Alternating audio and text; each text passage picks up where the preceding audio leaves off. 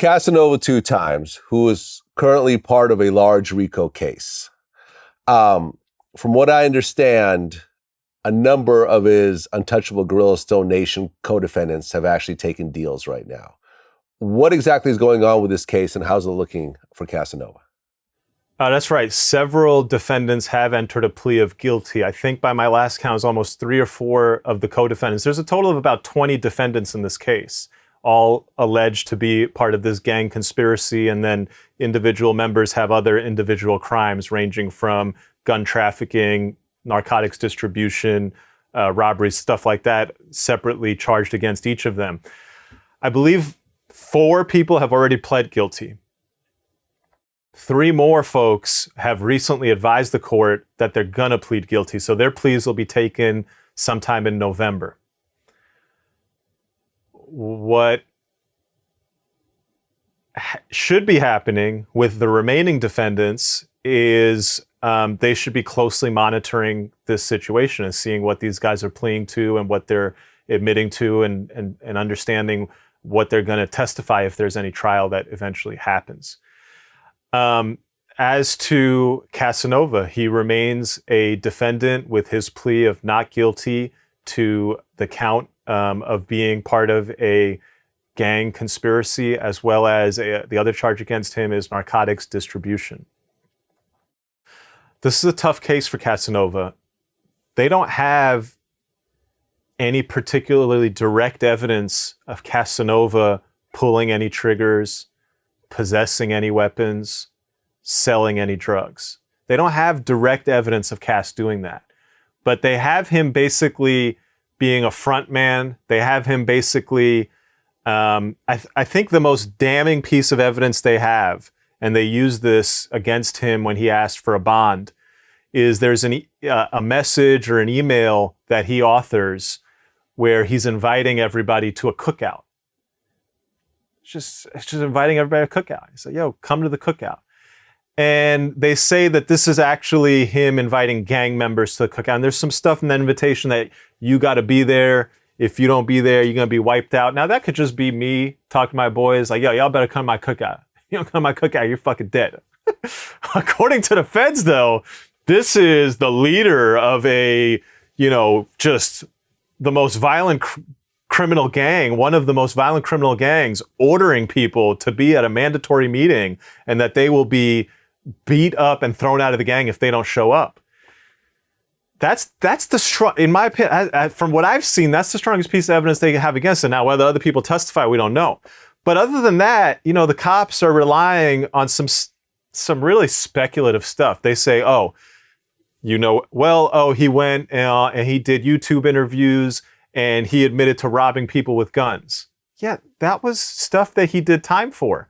And he served his time, and none of those crimes are alleged in the grand jury indictment. None of those crimes are alleged to be in furtherance of a gang conspiracy. Those statements that he made have nothing to do with this federal case at all. Total reach from the feds on that. Some of the other stuff the feds are trying to use against him to bring him into this case. Oh, well, before we arrested him, he posted a picture of a rifle. He's not holding the rifle. He could have been anywhere. It could just be a picture of a gun he likes. Oh, well, when we arrested him, we went into his iCloud and there were all these pictures of these guns. He's not even holding any of the guns in his iCloud. You don't even know where they're from. It could have been anywhere. Crazy shit. There's another piece of evidence they used against him at the bond hearing. They say, we had set up we bugged one of the meeting rooms at a jail, Auburn Correctional Facility. They bugged the whole room. And so, the alleged leaders of the gang, one of them is incarcerated. He was holding meetings in that room.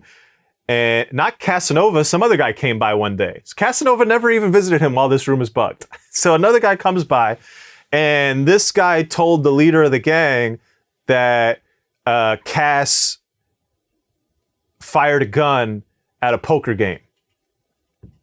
When? Was it self-defense? Was it a gun that somebody dropped because they were using to shoot him? What the fuck does it mean that a guy fired a gun at a poker game? You're all of a sudden part of a federal indictment into a criminal. How is that establishing it's weak evidence. Some more of the evidence they go into, oh, well, when that guy went there, he was talking to the leader. He said Cass always has a gun on him. Okay. I mean, like, where are we going with this? Like, where is the actual evidence of Casanova? And then they go to his weed brand. He was in California and he took a picture with these big bags of what appears to be marijuana. You don't know if it's marijuana. You never seized any of it. And he's got his brand on it. It's called 2X's. And he was selling it to gang members. He texted somebody. He said, yo, I got quarters of this or units of this going for this much. That shit could have been CBD. It could have been fake weed that he's scamming people from. It could have been weed that he marketed and never sold. I mean, this is literally the evidence against Casanova, right? But here's the reality. They have a case to build a conspiracy if they can show that this guy was out repping the gang, that this guy is taking money and kicking it back to the gang. This guy is helping recruit people to the gang. When Casanova comes out, he had friends, right? And so if those guys are involved in activity and now he all of a sudden helps them financially, he could get caught up in that gang charge. And that's exactly what's happened here. There is no, that I've seen, there is no direct evidence of this guy doing dumb shit, right? Oh, one other piece. They said, you know, as recently as 2018, there was a violent assault at a New York diner. Really? Let's take a close look at what happened with this violent assault committed by Casanova at a New York diner. Somebody else pled guilty to it, and Casanova was offered a deal by the prosecutor in New York for simple assault. Basically, just the most, you know, just take a misdemeanor charge. They offered him a misdemeanor on this violent physical assault. I mean, the prosecutors, the way they're able to use RICO, this is a prime example. This is a guy who all the evidence that's actually against him is what I've told you and is laughable in terms of trying to put somebody away for 20, 30 years on criminal RICO conspiracies. But the reality is, if his people are involved in criminal activity and he has financial support, if he's on social media supporting, if he is arguably recruiting people in, they build a gang case and they name you in it, and you do the same time as everyone else is, or you do a significant amount of time, way more significant than just for your individual actions. So it's a real tough case for Cass. I bet his lawyers are actively monitoring this case and just explaining to him, you know, what the possibilities are in terms of how much time he could do if he goes to trial and what people might testify if he goes to trial.